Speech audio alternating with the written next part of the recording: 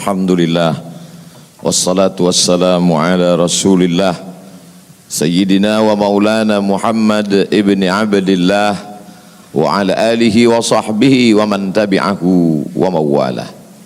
Ashhadu an la ilaha illallah wahdahu la sharika lah wa ashhadu anna sayyidana Muhammadan abduhu wa rasuluhu la nabiyya ba'dah. Allahumma salli ala sayyidina Muhammadin nabiyil ummi wa ala alihi wa sahbihi wa barik wa sallim. Qala Allah Ta'ala fil Qur'anil azim wa huwa asdaqul qailin. A'udzu billahi minasy syaithanir rajim. Ya ayyuhalladzina amanu taqullaha haqqa tuqatih wa la tamutunna illa wa antum muslimun. Wa qala ta'ala fi ayatin ukhra, ya ayyuhalladzina amanu taqullaha wa qulu qawlan sadida yuslih lakum a'malakum wa yaghfir lakum dhunubakum wa man yuti'illaha wa rasulahu faqad faza fawzan 'azima. Ibadallah, usikum wa nafsi bitaqwallahi wa ta'atihi faqad fazal muttaqun. Wa kana mulkuhu 400 sanah. Begitu disebutkan dalam kitab sejarah. Wa kana mulkuhu 400 sanah. Dia berkuasa 400 tahun lamanya. Penguasa tunggal syarqan wa gharban, dari mulai belahan timur dunia sampai ke barat, tunduk dalam kekuasaannya. Lalu kemudian datanglah Nabi penyeru kepada tauhid, menghadap penguasa yang hebat, raja segala raja di atas dunia. Menyembahlah kepada Allah. Lalu apa jawabnya? Dengan sombong dan angkuh dia berkata, Arabbun ghairi, Arabbun ghairi, adakah Tuhan lain selain aku? Adakah yang lebih berkuasa di dunia ini selain aku? 400 tahun membuat dia merasa bahwa dia Tuhan, sampai-sampai keluar dari mulutnya, Arabbun ghairi, adakah Tuhan selain aku? Lalu kemudian apa yang terjadi? Allah subhanahu wa ta'ala mengirimkan ba'udah. Dalam Al-Quran Allah mengatakan tidak malu menciptakan ba'udah, nyamuk. Innallaha la yastahyi ayyadriba masalam ma ba'udah. Allah tidak malu menciptakan seekor nyamuk, wa ma fawqaha, lebih kecil daripada nyamuk. Apa yang terjadi? Nyamuk itu masuk ke dalam lubang hidungnya, terus ke dalam batang hidungnya, sampai ke otaknya, dan nyamuk itu pun menggigit otak di kepalanya. Lalu kemudian dia mengambil martel memukul-mukul kepalanya, sampai orang-orang di sekelilingnya menyangka dia gila, sampai dia habis usaha, makin sakit, tak dapat dirasakan, tak dapat diceritakan, tak dapat diungkapkan bagaimana rasanya, dan akhirnya dia pun mati. Dicatat dalam sejarah, dia bernama Namruz. Begitu Allah bercerita tentang orang-orang angkuh dan sombong. Dia tidak mati disambar petir, dia tidak mati ditimpa batu besar, dia tidak mati karena sesuatu yang hebat, tapi dia mati karena makhluk yang hina, yang kita pun dapat membunuhnya dalam satu kali tepukan. Berpuluh nyawa nyamuk akan mati. Tapi begitu Allah Ta'ala ingin menunjukkan kesombongan, keangkuhan orang-orang yang merasa dirinya Tuhan, jawabannya adalah kuasa Allah Subhanahu wa Ta'ala. Hari berganti, musim berubah, dunia ini diisi oleh orang-orang yang angkuh dan sombong. Selesaikah dunia dengan matinya Namruz? Tidak. Lahir lagi generasi yang lebih canggih daripada Namruz, lebih kejam daripada Namruz. Apa yang dia lakukan? Yuzabbihuna abna'ahum wa yastahyuna nisa'ahum. Lebih sadis daripada Namruz. Anak laki-laki disembelih hidup-hidup, anak perempuan dibiarkan karena tidak melawan. Anak laki-laki yang dia nampak dalam mimpinya akan menarik mahkota kekuasaannya. Anak perempuan dibiarkan melahirkan, sampai pada akhirnya ketika dia berkata dengan lantang, kalimat berbeda, substansi makna yang sama, ana rabbukumul a'la, ana, aku, rabbukum, Tuhan kamu, a'la, yang paling tinggi. Ternyata kekuasaan boleh bisa merubah makhluk merasa menjadi khalik. Orang kalau sudah terlalu lama berkuasa, melihat manusia tertunduk-tunduk ketakutan, maka berubah dalam dirinya, berkata, kaulah yang paling berkuasa, engkau adalah Tuhan. Itu pernah terjadi pada Namruz dan menular kepada Farao. Al-Quran menyebut dia Fir'aun. Ana, aku, Rabbukumul a'la, Tuhan kamu yang paling tinggi. Bagaimana cara Allah mematikan Fir'aun? Diceritakan dalam Al-Quran, falamma adrakahul gharaqu, ketika dia tenggelam di tengah laut merah, masuk air itu ke dalam tenggorokannya dan masuk ke dalam lehernya, terus ke dalam dan masuk ke dalam paru-parunya. Sebodoh-bodoh anak kecil tidak akan ada air masuk ke dalam paru-parunya.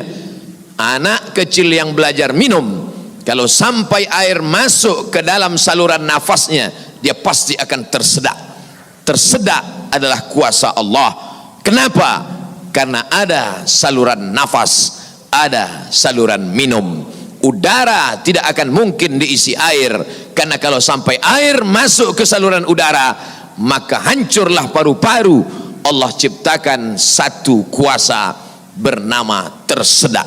Tersedak adalah kuasa yang paling ringan. Anak kecil yang tak ada daya upaya pun pasti akan tersedak. Tapi Allah ingin menunjukkan kepada Fir'aun, jangankan untuk menggenggam dunia, jangankan untuk membunuh Musa, jangankan untuk mengejar Bani Israel, untuk tersedak pun kau tak kuasa, wahai Fir'aun. Apa yang terjadi? Fir'aun mati. Kenapa Allah mematikan Fir'aun dengan air? Kenapa tidak dengan batu? Kenapa tidak dengan petir yang menggelegar? Mengapa dengan air? Karena dulu bayi yang tak berdaya itu dihanyutkan ke tengah air. Wa auhayna ila ummi Musa, kami wahyukan, kami ilhamkan, kami bisikkan ke hati ibu Musa, an ardi'ihi, susukan anakmu. Fa in khifti alaihi, kalau kau takut anakmu ini akan disembelih Fir'aun, fa alqihi fil yammi, hanyutkan dia ke sungai. La takhafi, jangan kau takut, wala tahzani, jangan kau sedih, inna radduhu ilaiki, kami akan mengembalikannya kepada engkau sesuai dengan cerita yang kami kehendaki. Waja'iluhu minal mursalin, dan kami akan menjadikan dia salah satu daripada rasul yang kami pilih. 5 di antara rasul itu, salah satunya adalah Musa alaihi salam. Musa, bayi yang tak berdaya, dicampakkan ke laut, dicampakkan ke sungai Nil, selamat. Bayi yang tak dapat berenang, bayi yang tak ada kuasa, bayi yang tak ada daya upaya, selamat di atas air. Tapi penguasa, raja di atas raja, segalanya bukti-bukti kuasanya sampai hari ini menjadi bukti. Satu di antara 7 keajaiban dunia adalah piramid yang dibangun oleh Fir'aun. Tapi ternyata air yang dulu menyelamatkan bayi Musa, air yang sama menenggelamkan Fir'aun yang amat sangat berkuasa. Sekali lagi Allah ingin bercerita kepada manusia bahwa mudah bagi Allah melenyapkan makhluk-makhluk yang sombong, yang merasa diri gagah perkasa, manusia yang terkena penyakit amnesia, terlupa bahwa dia hanyalah makhluk, paru-parunya ciptaan Allah, udaranya titipan Allah, hembusan nafasnya dan tarikannya semua atas kuasa Allah. Mestinya dia berkata, la haula wa la quwata illa billah. Berakhir episode Fir'aun. Selesaikah dunia? Tidak. Muncul lagi mereka yang sombong-sombong. Macam-macam nama sejarah mencatat. Abu Lahab dengan bangganya berkata, sebelum Abu Lahab datang lagi seorang pria perkasa dengan tentara bergajahnya bernama Abrahah. Dia ingin memindahkan Ka'bah karena baginya bisnis di Makkah harus dialihkan. Nun jauh di Yaman, berseberangan dengan Laut Merah, menyeberang ke Afrika. Maka ini Ka'bah harus dihancurkan. Dia bawa pasukan bala tentara, sampai akhirnya pasukan gajah tidak ingin bergerak. Gajah makhluk Allah, binatang, tahu mengenal Allah subhanahu wa ta'ala. Dia paksa gajah itu berdiri dengan pawang-pawangnya. Akhirnya gajah itu berjalan karena amat sangat terpaksa dan di bawah tekanan. Sampai akhirnya apa yang terjadi? Datang Abdul Muttalib membawa kunci Ka'bah. Dia serahkan kepada Allah. Dia katakan di depan pintu Ka'bah, inna lihadzal baiti rabban yahmih. Sesungguhnya Ka'bah ini ada Rabb, ada Allah yang menjaga dan memeliharanya. Bukan aku yang menjaganya, kuserahkan kepada penjaganya. Inna lihadzal baiti rabban yahmih. Sesungguhnya Ka'bah ini ada penjaganya, kuserahkan dia kepada engkau ya Allah. Apa yang terjadi? Fa arsalna alaihim tayran ababil. Kami kirimkan kepada mereka burung ababil yang dibawanya tarmihim, melontar, melempar mereka pasukan Abraha bergajah bihijaratin, dengan batu-batu min sijil, yang dipanaskan di atas api neraka. Apa yang terjadi pada pasukan Abraha? Faja'alahum ka'asfim ma'kul. Mereka seperti daun-daun yang dimakan ulat. Tahun peristiwa itu terjadi disebut dengan Amul Fil, tahun gajah, tahun kelahiran Sayyidina wa Maulana Muhammad sallallahu alaihi wasallam. Hari berganti, musim berubah, isi dunia sebenarnya itu saja, namanya berbeda, tapi sebenarnya makhluknya itu saja. Dia pernah bernama Namrus, dia pernah bernama Fir'aun, dia pernah bernama Abrahah. Selesaikah dunia? Belum. Dunia terus berlanjut, melahirkan makhluk-makhluk. Ada yang rendah hati dan tawadu, ada yang zuhud dan ridha, ada yang mencari kemuliaan Allah, ibtigha'a mardatillah. Tapi ada yang dititipkan harta dan kuasa. Pertama dia merasa dia punya, lama-lama dia merasa alam semesta pun bersimpuh sujud di kakinya, karena dia lihat tidak lagi ada orang yang berani mendongakkan kepala, tidak lagi ada yang berkuasa, tidak ada lagi yang berani bersuara keras, lantang, semuanya ketakutan. Sampai akhirnya dia berkata dalam hati, aku adalah penguasa jagat raya. Kemana mereka semua? Mati. Ketika penguasa-penguasa dunia modern dengan kecanggihan teknologi berkata, kami bisa menangkal gempa sebagaimana apapun kuatnya bisa kami atasi. Ternyata begitu ujian Allah itu datang, bangunan yang mereka bangun porak-poranda, hancur berkeping. Datang lagi satu penguasa berkata, kami yang paling banyak jumlahnya di atas dunia, kami yang bisa menguasai alam semesta. Mana itu Tuhan? Mereka tak pernah mengenal Tuhan, karena mereka adalah komunis, karena mereka adalah ateis. Bagi mereka agama itu hanyalah candu. Orang yang terkena narkoba bagi mereka sama dengan orang yang dimabuk oleh agama, karena bagi mereka agama ini hanya opium saja. Manusia yang stres, manusia yang depresi, lalu dia menjalankan agama. Agama bertentangan dengan komunis, agama bertentangan dengan keyakinan ateis. A tidak, T Tuhan, is keyakinan ateis, keyakinan yang meyakini tidak ada Tuhan. Mana itu Tuhan? Tidakkah kita melihat ucapan mereka sama seperti ucapan Fir'aun, yang keluar dari mulut mereka sama seperti yang keluar dari mulut Namrus? Mana kuasa Allah? Allah mengirimkan bakteri-bakteri kecil, kuasa itu pun roboh, hancur berkeping. Barakallahu li wa lakum fil Qur'anil azim, wa nafa'ani wa iyyakum bima fihi minal ayati wa dzikril hakim, wa taqabbala minni wa minkum tilawatahu innahu huwal ghafurur rahim. اللهم صل على سيدنا محمد وعلى آل سيدنا محمد.